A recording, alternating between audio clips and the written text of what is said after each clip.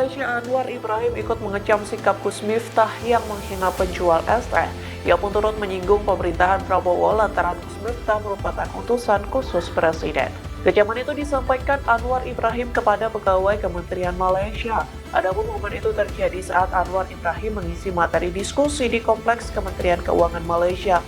Video tersebut pun diunggah dan disiarkan oleh media lokal Malaysia yakni Malaysia Gazette TV pada Kamis 5 Desember. Anwar Ibrahim menyoroti Indonesia yang dihebohkan dengan sikap Gus Miftah menghina penjual es teh saat berdakwah.